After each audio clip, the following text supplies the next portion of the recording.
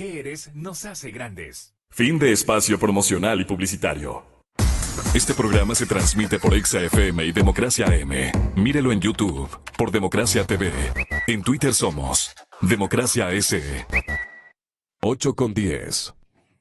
Bueno, se sobreentiende, señoras y señores, hasta que tenga la gentileza de arribar al estudio, la segunda mandataria del país, que cumple justamente un año, cumplió ayer, un año de gestión. Y nos va a complacer inmensamente formularle un interrogatorio de todo tipo de connotaciones, pero nos interesa, por ejemplo, las perspectivas económicas del 2019, tan cercano que está el recambio temporal. Y el país, en cuanto a esperanzas económicas para el 19, el país tendrá que seguir raspando la olla, dice el diario Expreso de Guayaquil, para poder subsistir. Y el milagrero, pero técnico a la final, es el señor ministro de Economía y Finanzas, el economista Martínez. Pero la economía ecuatoriana tiene una alta dependencia del financiamiento. El gobierno busca que China y los mercados de capitales faciliten o continúen facilitando el dinero que vamos a requerir. Hay necesidades de muchos más ajustes. Y eso no está en la cabeza ni en la idea del presidente Moreno. Tiene tantos adversarios conceptuales que naturalmente al menor asomo de una carga tributaria más amplia en contra de la clase media ecuatoriana y las clases populares, puede resultar muy complicado políticamente de administrar su consecuencia, porque ahí le caerán sus adversarios de dentro de la estructura política predominante en estos últimos años. Los correístas dirán, ahí está. El analfabeto económico, bueno, le han dicho de todo, ¿no? El ignorante, el mediocre, y estas cosas ni de chiste. La gente sensata, y especialmente los beneficiarios de esta parte del poder político y económico en el Ecuador, pueden intentar exigir mayores castigos tributarios al presidente Moreno. Pero es que no hay otra, dicen. El Fondo Monetario Internacional no va a aceptar ningún arreglo si es que no se compromete a señalar pisos firmes para rescatar dineros adicionales que refresquen la economía con más lo que se llama ajustes. ¿Más ajustes? Hay más necesidad de ajustes. Se busca a toda costa, señoras y señores, evitar una contracción económica, una recesión económica. Y en eso estamos totalmente de acuerdo. Lo que no hay que darles gusto es en una temporalidad recesiva. Y no queda más que seguirse endeudando. Pero entonces, el ministro Martínez, ¿con qué está contribuyendo? Porque Walter Spurrier tenía una impresión muy interesante respecto a la reactivación que tendrá que esperar. Si no reactivamos nuestra economía, las cosas se ponen bastante complicadas. Más podría ocurrir que la economía entre en una pausa recesiva o algo por el estilo. Eso sería terrible.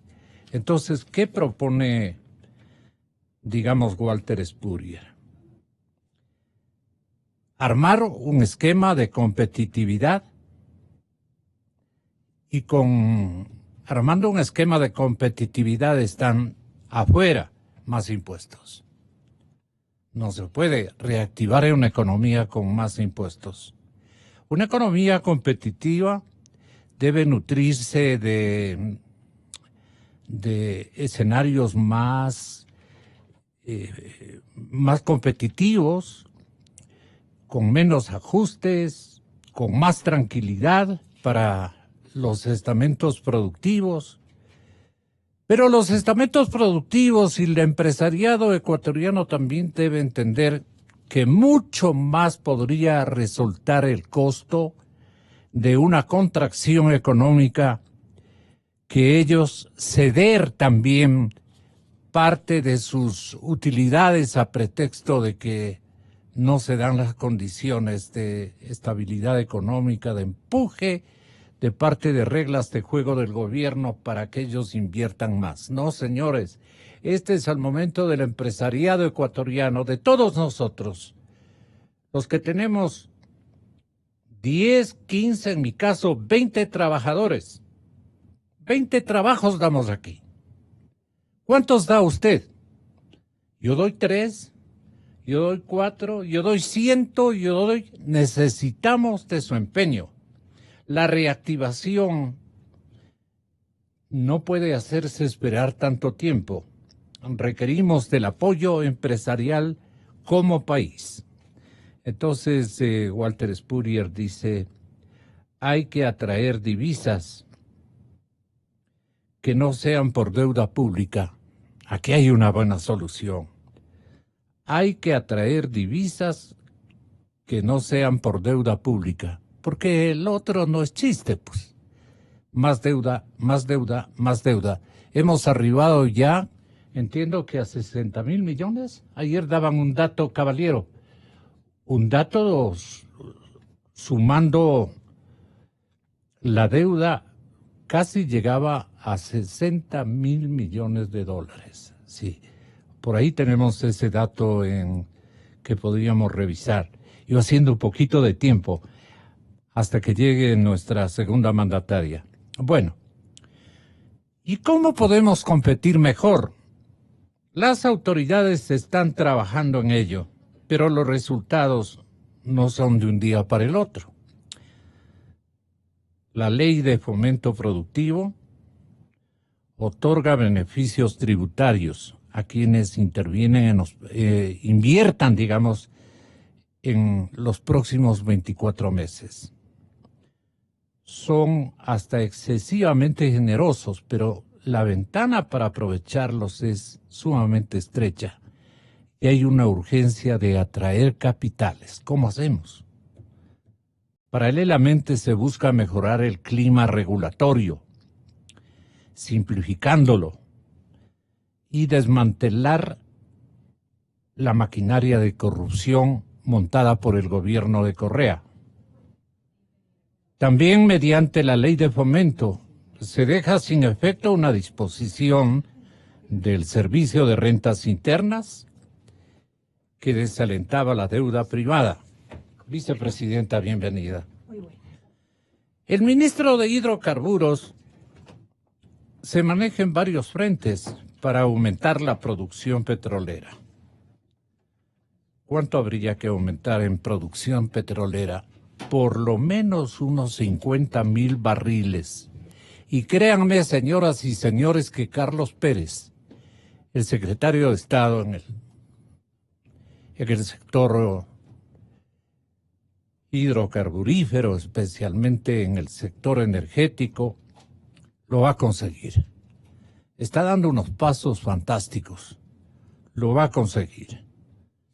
Y entonces, así no sean los 50,000 barriles diarios que nos servirían durante 3 años consecutivos para resolver la conflictividad de liquidez y darle ya una sensación de gran reactivación a la gente que traería los dólares, que traería inversiones sustantivas para nuestro país. porque de lo contrario, como dice la página económica de Diario Expreso de esta mañana, estamos raspando loya para poder subsistir. Bueno, estimados amigos oyentes, mientras más rápido sea el ajuste y mayor la reducción de costos de producción, más pronto podría inaugurarse la recuperación. Pero estamos recién empezando. ¿Qué acciones concretas adoptarán para alentar la inversión y para alentar las exportaciones?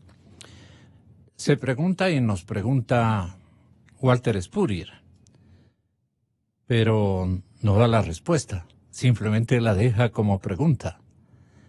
Pero la reactivación entiendo que va a hacerse esperar un tiempito más, siempre y cuando las bondades diseñadoras, planificadoras, especialmente del Frente Económico y del señor ministro de Hidrocarburos, sigan funcionando a plenitud, sin que invadan otro tipo de intereses.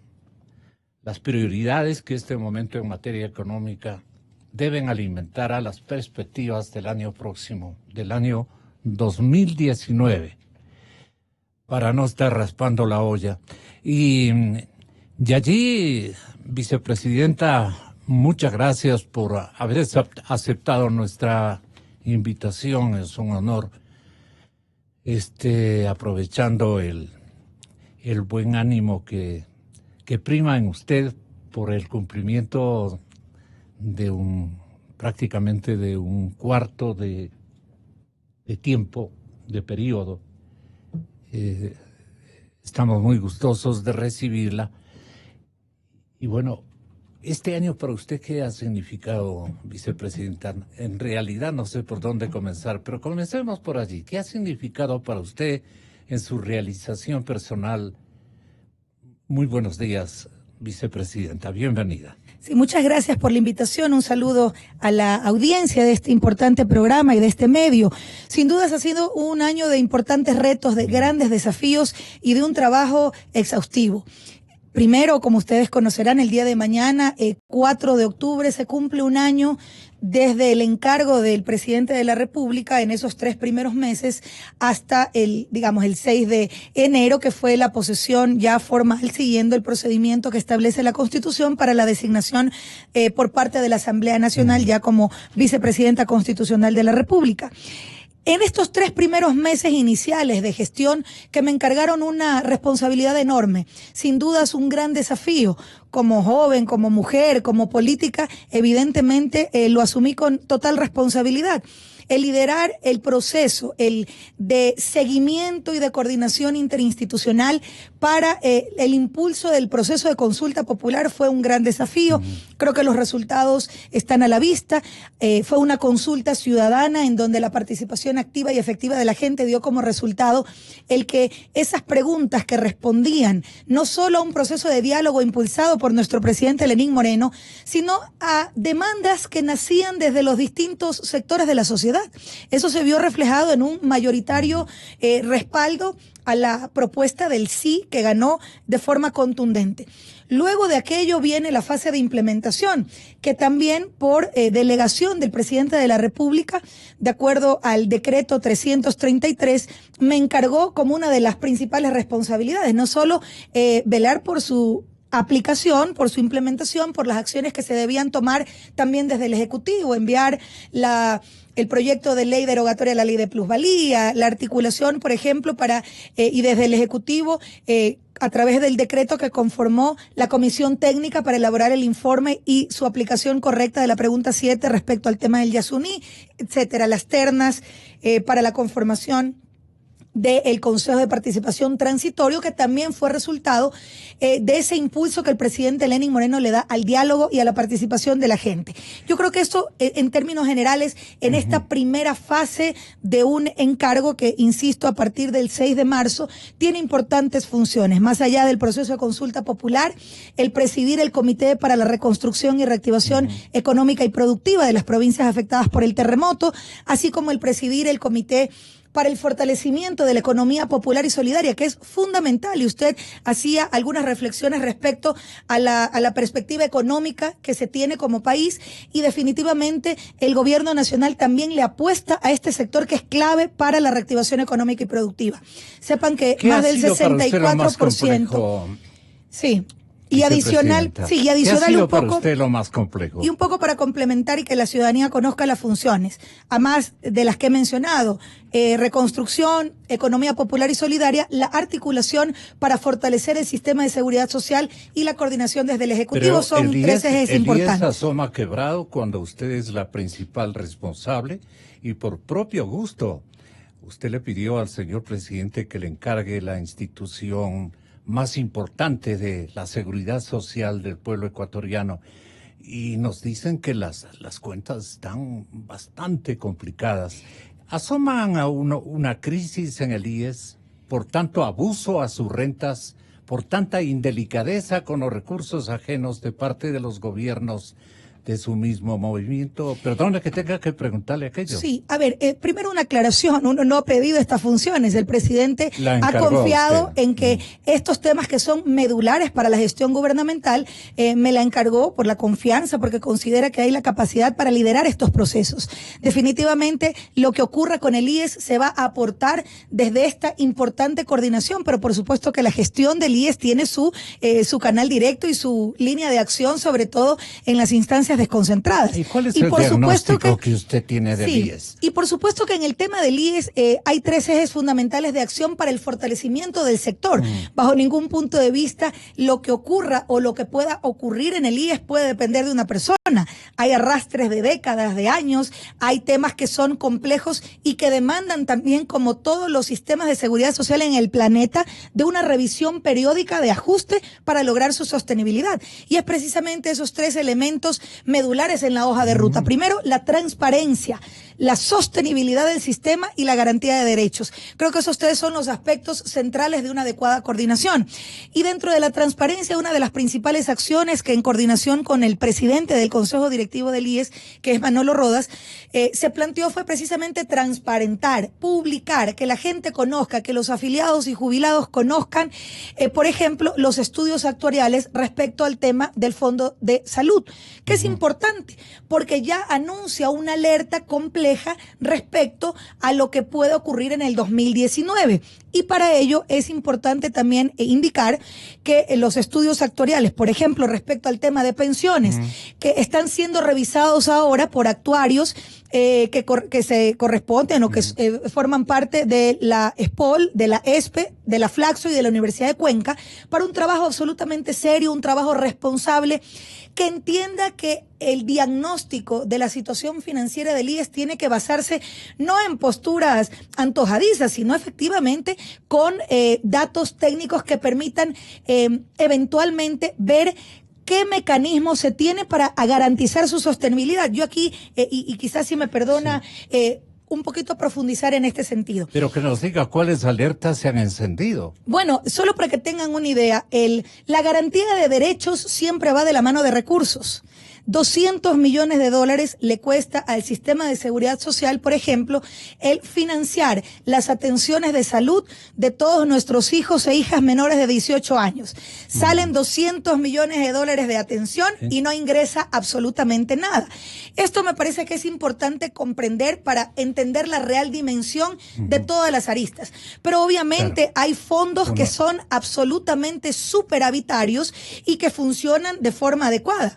Complementario a eso, es importante reivindicar que la Corte Constitucional, como es de conocimiento público, determinó que se reintegre o que se devuelva, digamos, el aporte del 40% del Estado para garantizar el tema de las pensiones jubilares. Esto de una u otra manera va a equilibrar el asunto.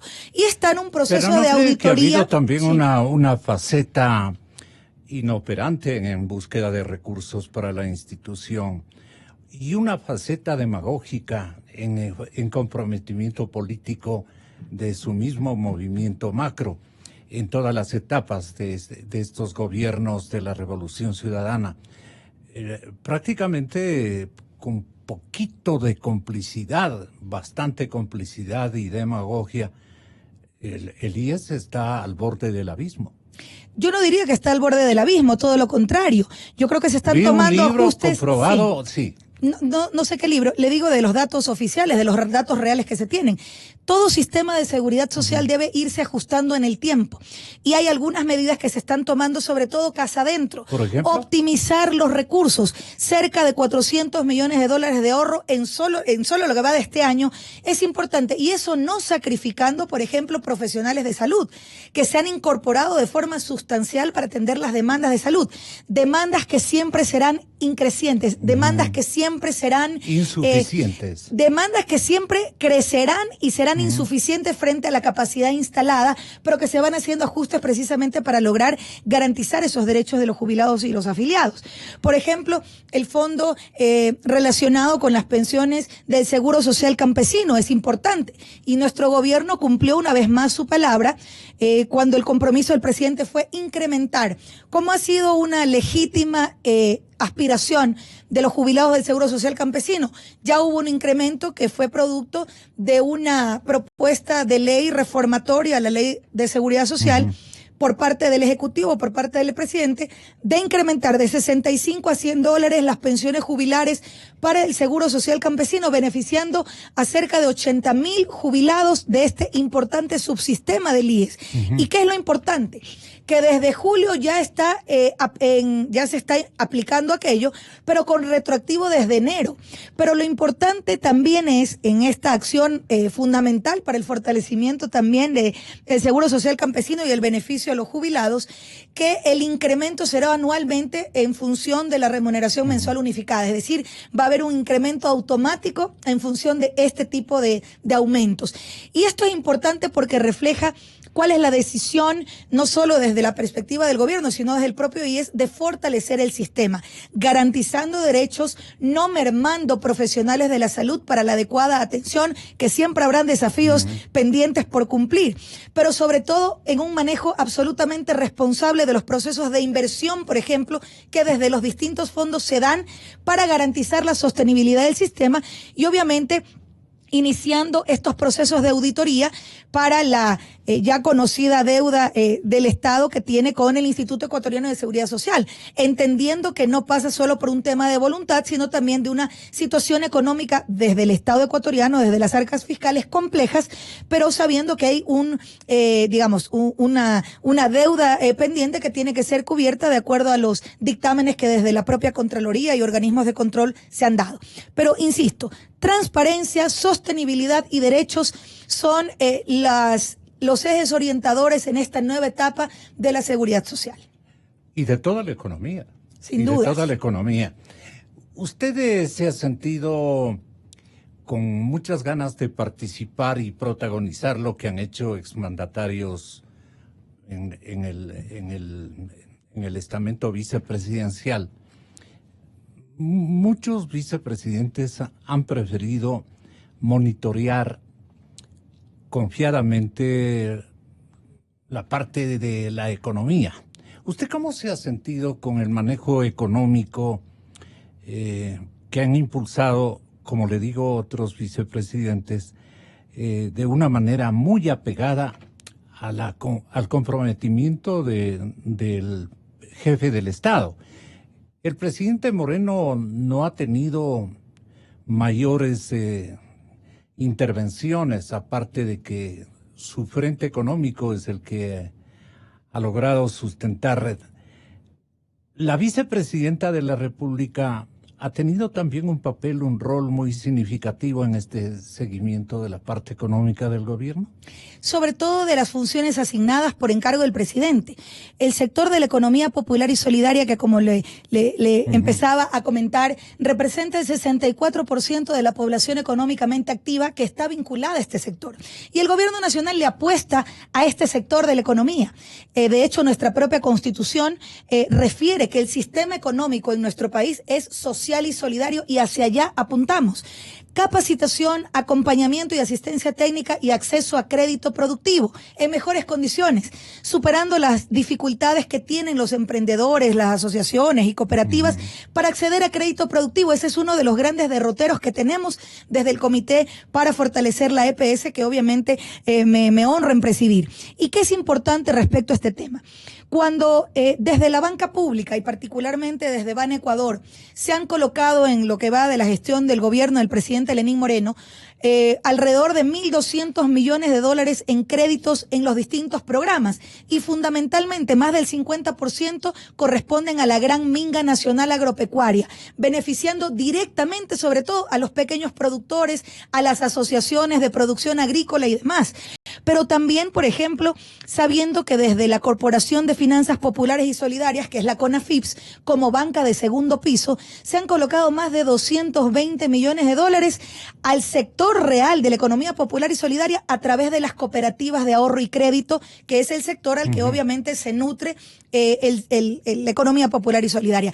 Yo creo que estas acciones dan una muestra clara de que el gobierno nacional cree en su gente, le apuesta a los emprendedores, lo entiende como un sector fundamental para la reactivación económica y productiva, y hacia allá apostamos.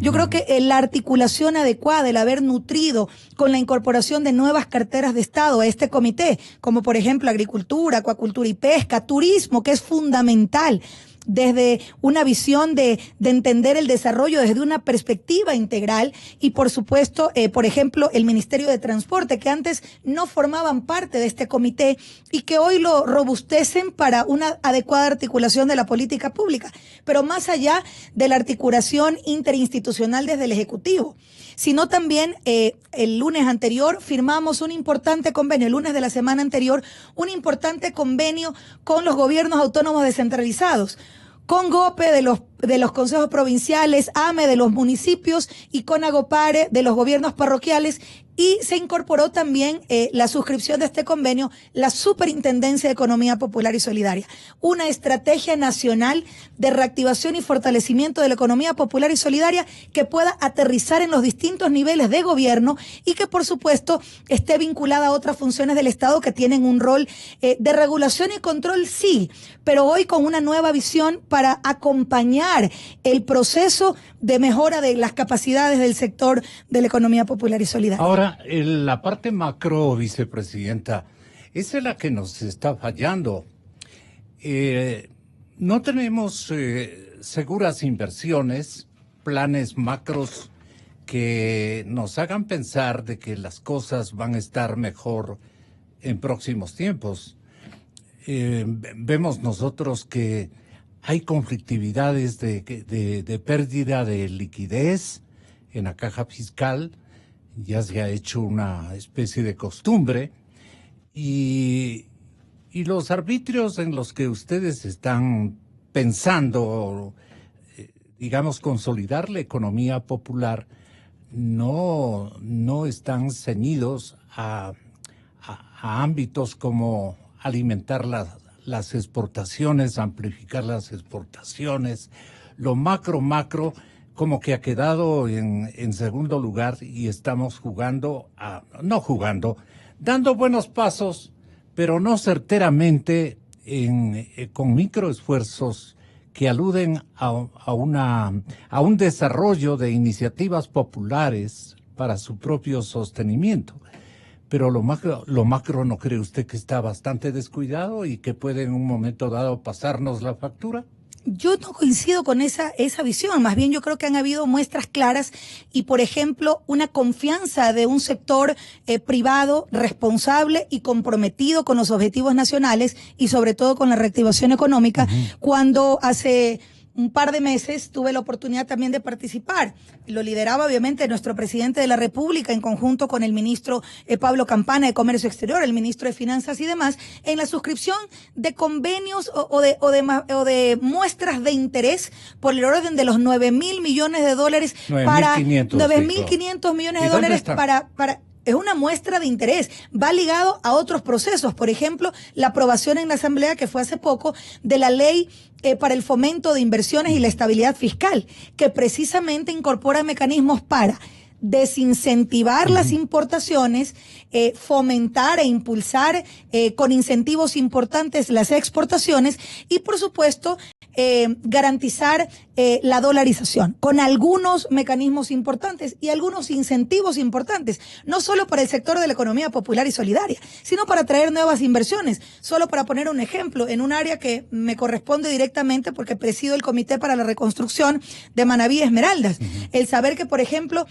más de 20 años tendrán exoneración de impuesto a la renta las nuevas inversiones que generen mano de obra, que generen empleo de calidad, que generen transferencia de tecnología y demás en las dos provincias de Manabí y Esmeraldas. Próximamente el presidente de la República hará el anuncio, por ejemplo, que en estas dos provincias hay una exoneración del 100% del anticipo del impuesto a la renta, que ha sido una demanda del sector productivo importante. Entonces yo creo que la confianza desde lo jurídico, dejando las reglas claras, entendiendo que hay acciones que se han corregido para garantizar una política económica que precisamente esté orientada a esos objetivos, yo creo que se ha caminado y con pasos firmes. Ciertamente hay un escenario económico complejo, pero se ha empezado desde casa, dando muestras claras, por ejemplo, de que hasta el 2019 va a haber un ajuste importante de cerca de 2.000 millones de dólares, impulsado desde una acción que viene no desde ahorita, sino desde los primeros momentos de que asumió el presidente de la República estas importantes funciones como presidente del Ecuador. Vicepresidenta,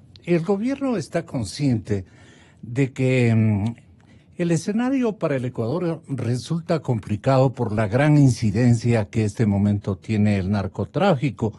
No es un pensamiento del periodista, es un pensamiento de la ministra de Interiores, que se está dando cuenta que un poco más de la mitad de los homicidios, de la inseguridad pública, se dan como resultado de la violencia social que está emanando, digamos, de las prácticas corruptas, no solamente de robarse los fondos públicos, de enajenarnos de recursos que hoy nos hubieran servido para activar, digamos, una producción mucho más nutrida en iniciativas y en andariveles de resultados productivos mucho más importantes que lo doméstico, que lo que es también válido, desde luego que sí, es muy válido, la iniciativa popular, los emprendimientos sociales.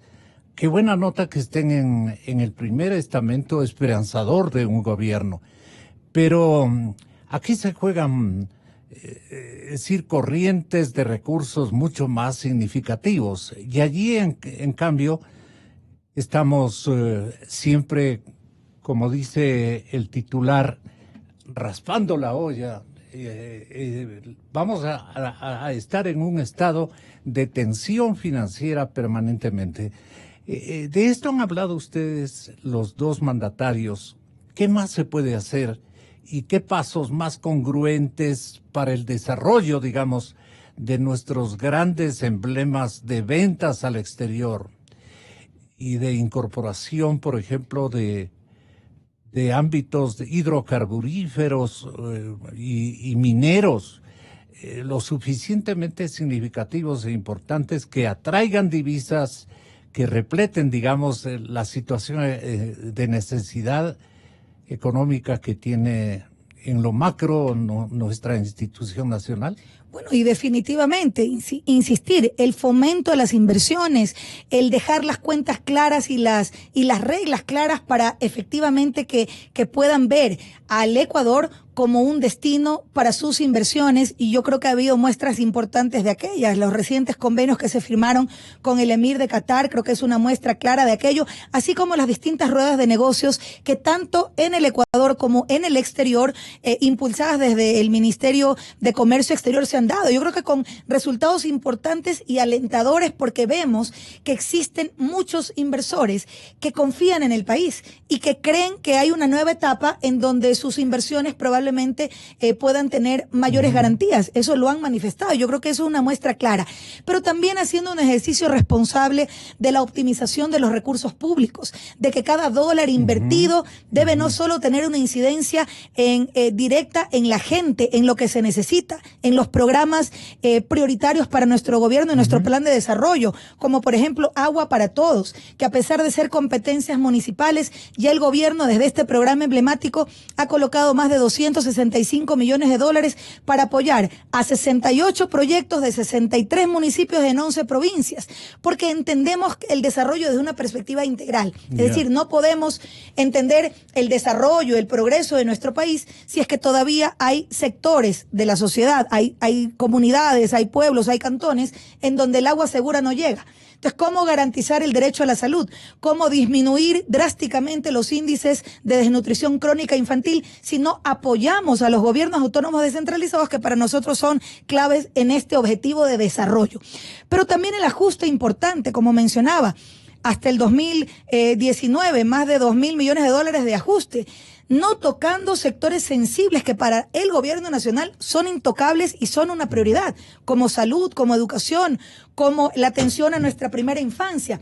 Eso me parece que es importante. Y de ahí insistir, creo que los mecanismos legales que se han planteado desde el gobierno, las reglas del juego que se han puesto a consideración de los inversionistas, pero sobre todo el entender de que en una nueva etapa hay una apertura importante al mundo para buscar nuevos mercados, siempre en el marco del beneficio y del respeto mutuo entre las naciones. Esa apertura me parece que es importante. Es un poco retórico porque todo el mundo quiere la mejor parte de la presa, pues, ¿no? Y entonces tiene que también ser un Estado muy sensible para optimizar las ganas de invertir en nuestro país. Me refiero a que, por ejemplo, en este fin de año, el gobierno va a requerir de 4.000 millones de dólares, eso lo han mencionado varios analistas, y el mismo gobierno y su frente económico sabe, el ministro Martínez, que va a requerir de por lo menos 4.000 millones de dólares. ¿De dónde piensan o han dado parte este frente económico a los dos mandatarios? Van a rescatar estos 4.000 millones de dólares solo para diciembre. Y un tema importante, y ahorita que refiere al frente económico, creo que los anuncios de que en el año 2017 el déficit llegaba o bordeaba o superaba, de hecho, los 2.000 millones, y que actualmente está por el orden de, digamos, una disminución del 50%, está por el orden de los 990 millones de dólares, da una muestra clara de que un ajuste tiene un impacto importante precisamente en este déficit. Pero somos absolutamente conscientes que para todas las tareas que tenemos como gobierno, para la implementación de nuestros programas emblemáticos, Casa para Todos, Agua para Todos, Impulso Joven y demás, se requiere de financiamiento externo, sin lugar a dudas. Y aquí el tema no es satanizar el endeudamiento, sino todo lo contrario, saber para qué nos endeudamos, pero fundamentalmente en qué condiciones. Y yo creo que ha habido un ejercicio absolutamente responsable de procesar estos temas. Somos conscientes de que requerimos del apoyo internacional para, digamos, lograr superar una situación económica muy compleja, empezando por poner el ejemplo casa adentro, con los ajustes que se han dado, pero evidentemente no será suficiente.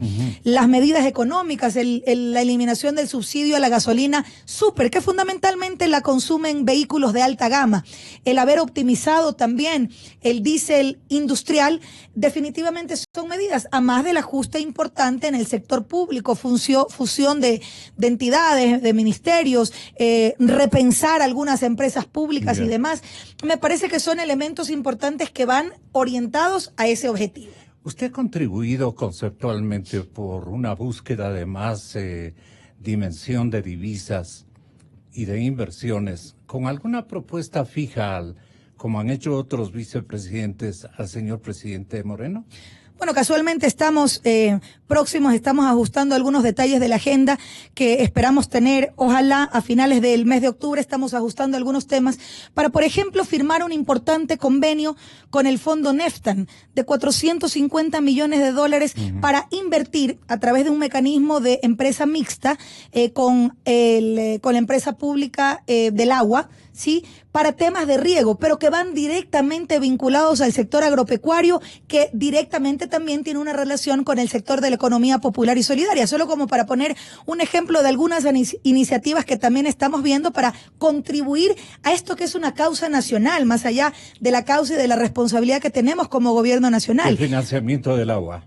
de proyectos hídricos, de proyectos de riego que a su vez contribuyan al desarrollo del sector agropecuario y que por supuesto sobre todo tenga relación directa con una función que está directamente vinculado a mí, que es la economía popular y solidaria.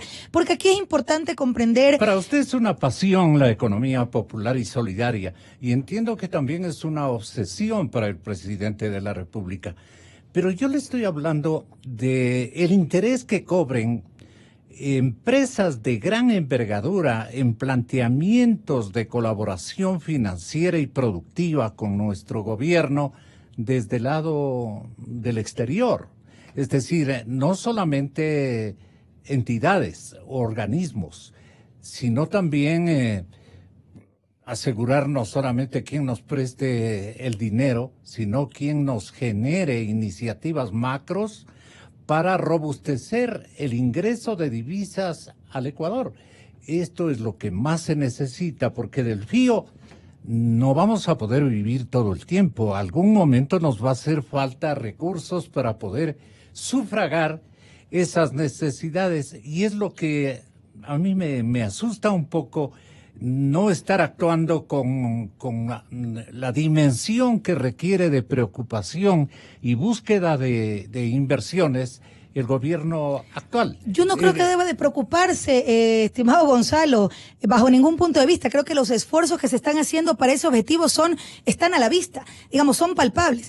Pero otra cosa que me parece importante quizás precisar, no podemos seguir entendiendo a la economía popular y solidaria como una economía marginal, como una economía residual o una economía de pobres. La economía popular y solidaria es un sustento fundamental en el proceso productivo y en la reactivación económica. A veces se tiende cree, a... no solamente usted, sí, cree el presidente Moreno también. Es que es la verdad. No solo que el 64% de la población económicamente activa forma parte del sector, sino que el 65% de los productos que se generan en este importante sector de la economía es la que pone los productos en la mesa de los hogares de los ecuatorianos.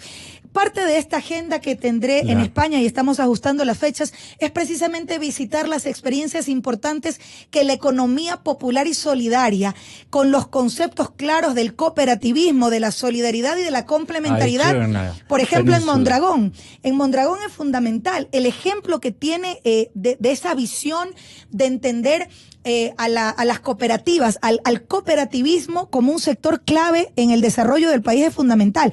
Por eso no hay que entender o no hay que seguir entendiendo a la economía popular y solidaria como una economía de pobres, una economía marginal, sino todo lo contrario, robustecerla para lograr ese objetivo, para lograr que estos productos que se generan por parte de las asociaciones no solo estén en las perchas de los supermercados, sino en el exterior, en nuevos mercados. Entonces, yo creo que no hay que asustarse, porque creo que se están haciendo las cosas absolutamente responsables, siendo también objetivos y pragmáticos, pero sobre todo entendiendo que hay grandes desafíos y que solo un ejercicio de corresponsabilidad del sector público y el sector privado, trabajando articuladamente de la mano, se va a lograr estos objetivos. Yo creo que hay muestras claras y acciones concretas que permiten saber que la política económica está, y obviamente con las directrices de nuestro presidente, está caminando hacia ese objetivo, que no solo es una preocupación suya, creo que de todos los ecuatorianos, pero que estamos haciendo las cosas que permitan lograr estos importantes objetivos nacionales.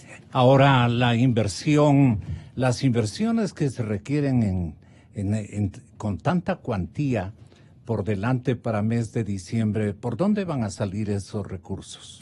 Insisto, son algunas medidas, unos los ajustes, otros los procesos de endeudamiento que ya lo ha anunciado el equipo económico, y evidentemente en buenas condiciones, en condiciones favorables para el país y con un destino claro. Me parece que son elementos importantes que deben considerarse para el déficit que, insisto, ha habido una reducción sustancial y se espera reducir incluso al 3.2% del presupuesto general del Estado en el 2019. Esas son las perspectivas, esas son las proyecciones, y creo que esta muestra de haberlo reducido casi al 50% del año anterior a este, que llega a los 990 millones de dólares más o menos, que es lo que ha anunciado el ministro de Finanzas, Richard Martínez, creo que es un mensaje alentador. Entendiendo que hay dificultades, es decir, no somos triunfalistas, pero sí optimistas de que estamos por el camino correcto y que lograremos superar la dificultad. Los hermanos, ideológicamente hablando, del gobierno del presidente Moreno y el suyo, son los más desesperados por esta circunstancia. Estábamos oyéndole a Pablo Dávalos, ¿verdad?, en los últimos días, elaborar pensamientos de expectativas un poco bastante preocupantes. Dice, no sabemos de dónde van a financiar 4,000 millones de dólares, porque todo nos va a caer como una especie de coincidencia financiera en el mes de diciembre. Bueno, eso ha ocurrido en todos los años, no solamente este será una excepción. Siempre ha existido déficit en el presupuesto. Lo importante es las acciones para lograr disminuir al máximo y para poder salir con las obligaciones que como gobierno tenemos, y por supuesto con los compromisos con nuestros ciudadanos de la implementación de estos programas emblemáticos. Pero seguramente nos tomará un poquito más de tiempo la construcción de las viviendas en el número y en el desafío tan grande que teníamos como país de 325,000 viviendas, pero estamos avanzando a paso firme y sobre todo buscando condiciones y apoyos que permitan el cumplimiento que se viene desarrollando, ojo, pero obviamente hay una situación compleja que seguramente no lo podemos hacer con la celeridad que quisiéramos por un tema presupuestario. La administración, con la filosofía de que es la clase media y las clases populares las que pueden de alguna manera beneficiar con sus esfuerzos a las necesidades macros de la economía ecuatoriana, en un momento dado no son suficientes. Los formatos de emprendimiento social, toda la filosofía que ustedes cobijan en unidad de acto, los dos mandatarios, requieren también de otro tipo de ingresos más significativamente importantes. Esos son los que nos preocupan. Y no precisamente a la gente que no tenemos sino una pluralidad en el concepto económico, sino que preocupan especialmente a casi ideólogos, diría yo, o activistas económicos macros, académicos, como el caso del que le decía, Pablo Dávalos. Mire usted lo que dice. Entonces el gobierno por el mes de diciembre, por ejemplo, tiene que pagar sueldos, tiene que pagar el décimo, tiene que pagar proveedores, tiene que hacer gastos de capital porque se cumplen para diciembre ciertos tramos de deuda que hay que pagar, y necesita solo para diciembre una liquidez no menor de 4,000 millones de dólares. 4,000 millones. Esto está perfectamente en conocimiento, naturalmente. Y han hecho conciencia en el frente económico, y el ministro Martínez, sí, él también nos da discursos esperanzadores, pero yo creo que no solo discursos, creo que hay hechos concretos, medidas de ajuste, datos reales, por ejemplo, solo en este tiempo desde que se eliminó, por ejemplo, no pueden confluir a crear un fondo de 4,000 millones para cumplir con las obligaciones de la caja fiscal. Pero y de sin los duda pero no solo, es decir, esto es un esfuerzo conjunto.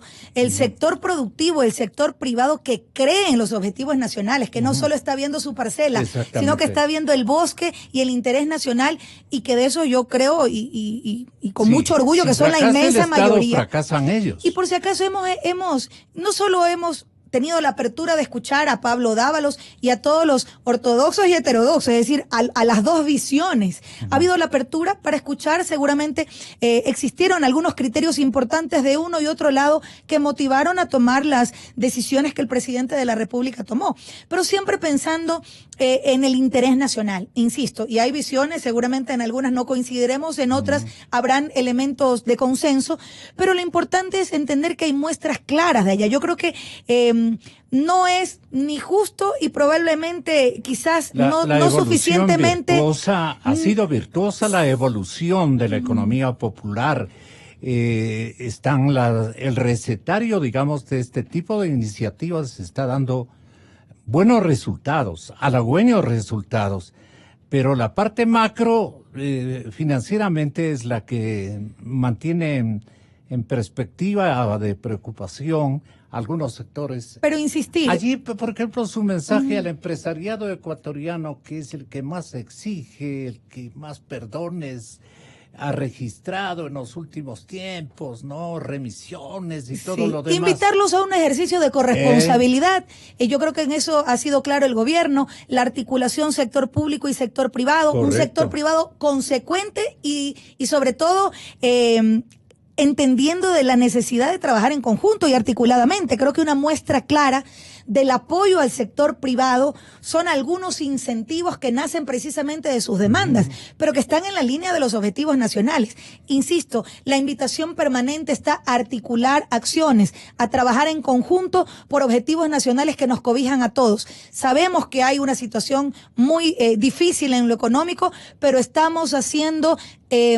Estamos generando acciones, estamos dando una muestra clara de por dónde estamos caminando y sobre todo con resultados importantes. Insisto, el ajuste desde el gobierno nacional, que estará por el borde de los 2.000 millones de dólares. La disminución importante del déficit son muestras claras, no son retóricas, son acciones palpables, pero sobre todo mecanismos legales que promuevan la inversión, que fomenten la inversión privada, tanto nacional como extranjera. Creo que es evidente lo que se ha hecho, pero sabemos los desafíos que tenemos por delante. Inversiones y exportaciones. Y exportaciones, sin dudas. Para nosotros, el fortalecimiento de las exportaciones que va ligado al objetivo fundamental de garantizar y de sostener la dolarización, de mantener dólares en la economía, de evitar que salgan. Y en ese sentido, pues hay una posición absolutamente clara y sobre todo una corresponsabilidad importante de un sector productivo que es consciente de lo que está enfrentando el país y del aporte sustantivo que ellos tienen en ese objetivo. Yo creo que eso es lo clave y sobre todo es nuestra invitación permanente como gobierno nacional. El gobierno está trabajando alrededor de las ideas del ministro Martínez o tiene las suyas propias. A ver, el ministro Martínez obviamente es parte del gabinete y obviamente preside el equipo económico. Hay presidentes del Frente Económico que se adueñan del modelo.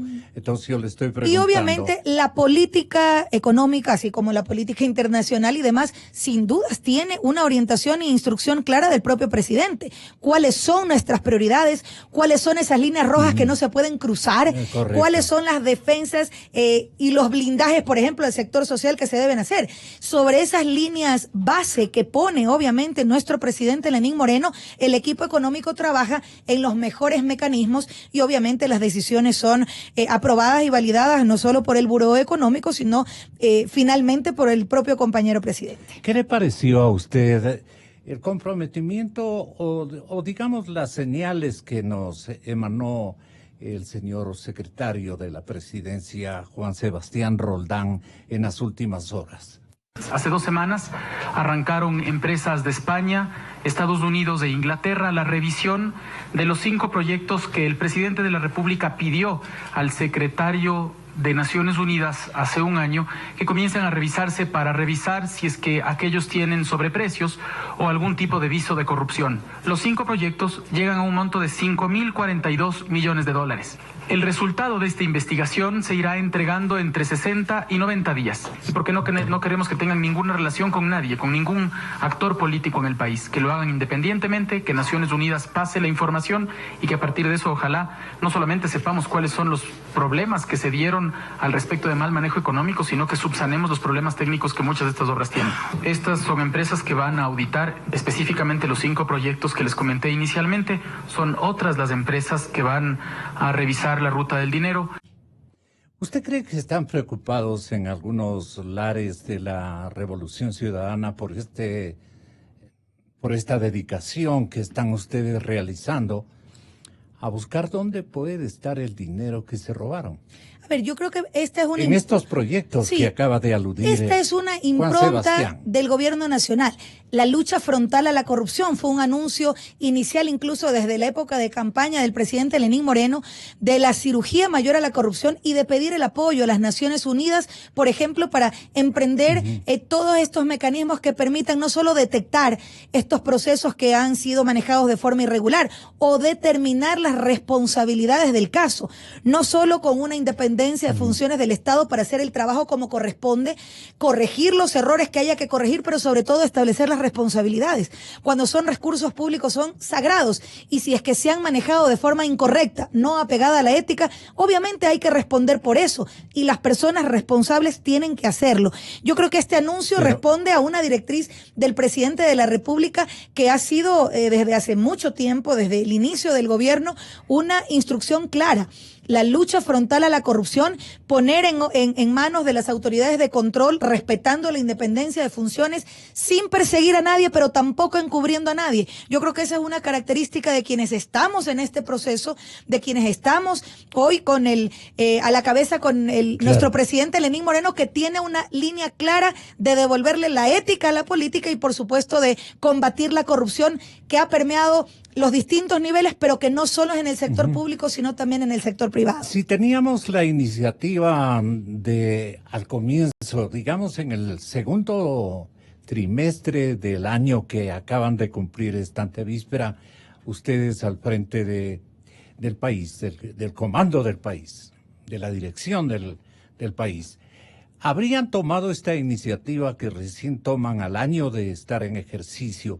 Ya tendríamos muy buenas informaciones respecto a dónde están esos recursos. Desde el inicio del gobierno nacional se hicieron las gestiones. Es decir, esta no es este es el resultado de una serie de los proyectos más importantes. Pero esta no es una acción de ahorita. Correísta. Pero esta no es una acción de ahorita. Esta es una acción que viene desde hace muchos meses procesándose, articulándose, viendo las mejores opciones internacionales precisamente para lo que refiere Juan Sebastián, que no tengan relación directa con ningún actor político, porque también eso es importante.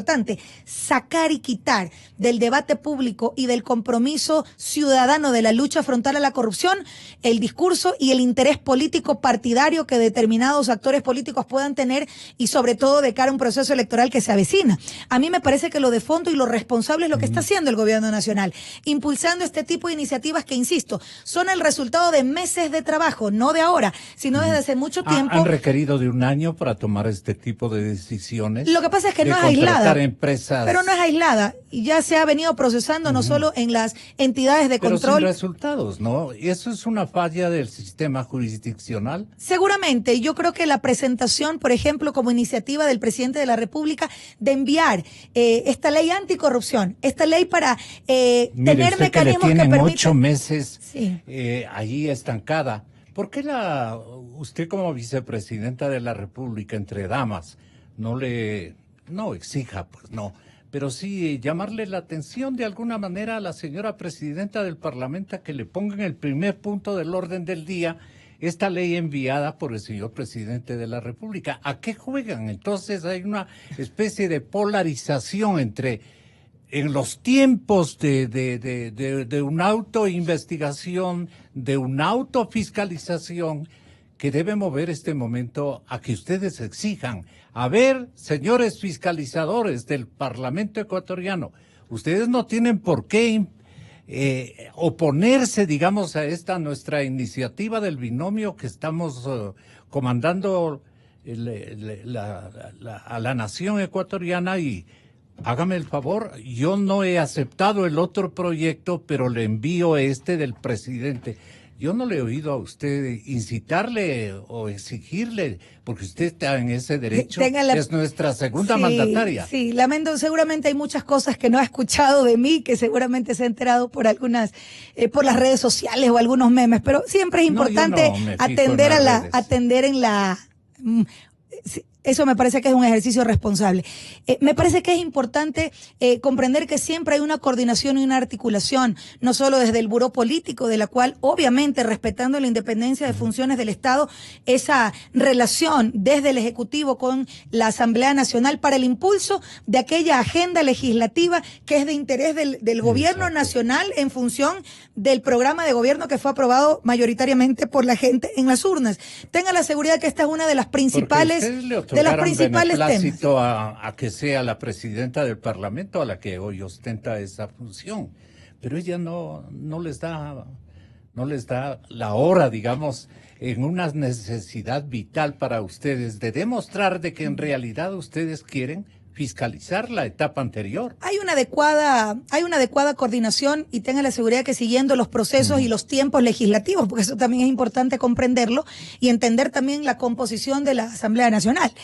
Nosotros como bloque legislativo de alrededor de 43 asambleístas que forman parte de esta nueva etapa del movimiento Alianza País que lidera el presidente Lenín Moreno, tenga la seguridad que haremos todos los esfuerzos necesarios para que las leyes que salgan sean en beneficio del país y fundamentalmente aquellos mecanismos que claramente combaten la corrupción y que sobre todo permiten detectar esa ruta del dinero, porque lo de fondo no es solo, que es importante pero insuficiente, sancionar los responsables en actos de corrupción, sea quien sea, sin perseguir a nadie, pero tampoco encubriendo a nadie. Pero lo otro es lograr mecanismos, que eso es lo más difícil. Claro. Nadie dice que es fácil, si no, pregúntenle a todos los estados. Creo que en ese esfuerzo planetario del lucha contra la corrupción en varios foros internacionales, desde Naciones Unidas y otros foros y otros espacios globales, se han planteado mecanismos, iniciativas, alternativas. Creo que, por ejemplo, el plantear como mecanismo importante para este tema que se planteó en la ley, el hecho de proteger a aquellos que puedan dar información fidedigna, certera, no utilizándola para el show político o mediático o para un ejercicio de fiscalización irresponsable. Yo creo que la ciudadanía, ¿cuál es el ejercicio todos demandamos, irresponsable? Por eso digo, no, eventualmente que se dé. El ejercicio de fiscalización y control político absolutamente responsable, ajeno de prácticas que vayan orientadas a la posición político-partidista en beneficio previo a una elección de dignidad, de elección popular. Por eso nosotros impulsamos mucho la responsabilidad en este ejercicio. Y yo creo que estos mecanismos que contempla la ley, que estoy seguro deberán ser nutridos, eso es lo que demanda la ciudadanía, deberán ser nutridos en el debate parlamentario, es una prioridad. El binomio gobernante da las demostraciones más fidedignas de que no confía en la plataforma fiscalizadora de la institucionalidad vigente en este momento. Y entonces nombra este Consejo de Participación Ciudadana con un ecuatoriano de probadas cualidades, especialmente en temas éticos, como es Julio César Trujillo. Y él dice, Julio César dice a nuestro pedido en una entrevista reciente aquí en esta emisora, le decimos, doctor, ¿por qué usted no convoca? Así fue, ¿no? Señor doctor Trujillo, ¿usted por qué no convoca una consulta popular que convalide, que avalice lo hecho por ustedes? Porque ustedes son decisión del binomio gobernante en este momento de usted, del señor presidente Moreno. Digamos, de la Asamblea Nacional y de la gente en las urnas. El 4 de febrero, la pregunta 3, como resultado del diálogo nacional, ¿usted está de acuerdo con el pedido de Julio César Trujillo? Hay que llamarle a la gente y decir, ustedes me nombraron, pero hay que cambiar todo esto. Así es que les invito a un ejercicio de consulta o algo por el estilo. ¿No tiene pensado aquello? Sí, yo creo que al final tenemos que entregar un informe y recomendaciones que a base de nuestra experiencia podemos formular para el país hacia el futuro. Pensamos nosotros... Pero usted con Celi no cree que deben este momento aprovechar de esta coyuntura en bien del país y entre los dos suscitar una especie de consulta, pero no dejando que vengan a ser otros. Los otros no van a ser porque también están enredados. Así es. Sí, estamos pensando en eso. Me parece ¿están pensando en eso? Antes de ayer me parece que me visitó el Contralor y he conversado de sus problemas. Ciertamente estamos pensando en proponer una reforma constitucional a través de una consulta popular. Ahí está. ¿Usted está de acuerdo con esta aspiración que tiene la colectividad? A ver, nuestra posición, no tenemos una posición, digamos, como gobierno respecto a ese tema. Oportunamente la podremos decir desde la perspectiva del Ejecutivo, del propio presidente y del Gobierno Nacional. Nosotros siempre hemos dicho... Usted no está de acuerdo, pero el presidente Moreno parece que sí. Yo no le he dicho que no estoy de acuerdo, le he dicho que no tenemos una postura en relación a ese tema. Lo que sí tenemos es una línea clara.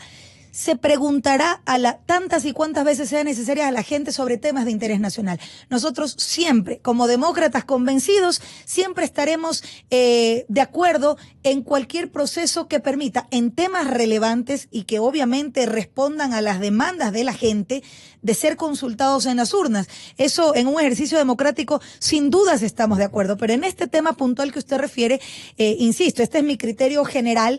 No hemos tenido una postura como gobierno, digamos, en concreto respecto a este planteamiento. Como binomio, diga usted. Sí, como gobierno, más allá de binomio. El presidente lidera, obviamente, un gabinete ministerial, hay un ejercicio colectivo de intercambio de criterios y de opiniones. El presidente Moreno es un presidente que cree en el diálogo como mecanismo más eficiente, no solo de lograr consensos importantes, sino del ejercicio responsable de gobernar. Y el diálogo no solo es hacia afuera, sino también hacia adentro. Hay un espacio importante de escuchar el criterio de los distintos compañeros que integran el gabinete ministerial. Siempre ha habido esa apertura del nuestro presidente. Señorita vicepresidenta, ¿cómo se ha sentido usted lidiando con los dos? No lidiando, pero sí autoanalizando cada episodio de actividad gubernamental, tanto del un lado como del otro. Y a veces... tonos reclamantes deben haber para usted, que usted haya conocido off the record de parte de los antiguos compañeros de Alianza País. En ese sentido, ¿qué confesión puede hacerle de su sinceramiento político ideológico frente al encargo que tiene a nombre del pueblo ecuatoriano de suscitar una reparación a lo mal hecho en años anteriores? ¿Cuál es su compromiso? Mi compromiso ha sido el de siempre, el de acudir a los principios de la ética en la política, a ser leal al proyecto en el que creo y que ayudé a construir, y sobre todo reivindicar los principios que orientaron el mismo, que son precisamente los que se encuentran en nuestra Constitución, en el proceso constituyente de Montecristi. Entender que en un ejercicio de gobierno responsable y cercano a la gente, la crítica y la autocrítica permanente es fundamental, no puede ser excluida.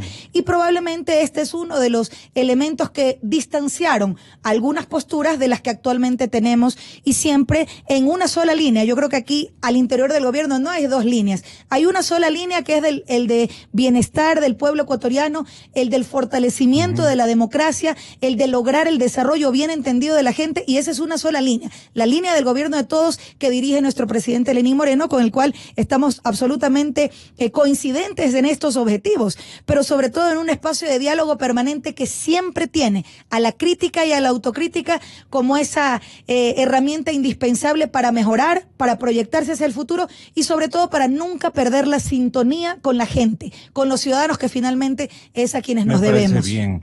Usted es más morenista a ratos, más correísta a ratos, y este es su derecho. ¿Usted es más morenista o más correísta? Es la pregunta. Yo me autodefino como revolucionaria en el más integral sentido de la palabra. Tanto el presidente Moreno como el expresidente Correa siempre cuestionaban esto de morenistas o correístas, es decir, porque los demócratas convencidos, como quien habla y como el presidente Lenín Moreno, no entendemos a los procesos como resultado de la acción de un dueño o dueña de un partido político o del ejercicio gubernamental. Nosotros, con el presidente Lenín Moreno creemos en la construcción colectiva. Yo nunca me he identificado con estos datos que usted refiere, sino efectivamente como una persona, como una ciudadana que no solo está enamorada de su país, sino que cree en un proceso de cambio, en un proceso transformador que obviamente en esta nueva etapa, con el liderazgo del presidente Lenín Moreno, hace los ajustes necesarios, defendiendo lo que le ha hecho bien al país, cuestionando lo que ha sido no hecho adecuadamente o que no ha estado en función de los objetivos nacionales, y fundamentalmente rescatando la ética en la política, la lucha contra la corrupción y entendiendo el diálogo como un mecanismo fundamental para alcanzar grandes objetivos nacionales. Esa ha sido siempre mi postura y yo la reivindico porque es absolutamente coincidente con nuestro presidente Lenín Moreno. Yo le felicito porque no se incomoda con mis preguntas, que a veces son... Con ninguna, siempre estamos aquí abiertas con la frontalidad que nos caracteriza. Seguramente discreparemos en mucho, coincidiremos en mucho también, pero lo importante es entender que en la diversidad de criterios y de pensamientos se nutre una democracia sólida que obviamente es demandada por la inmensa mayoría del pueblo ecuatoriano. Vicepresidenta, muchísimas gracias por su generosa presencia en este medio de comunicación democrático y pluralista. Hasta siempre, gracias.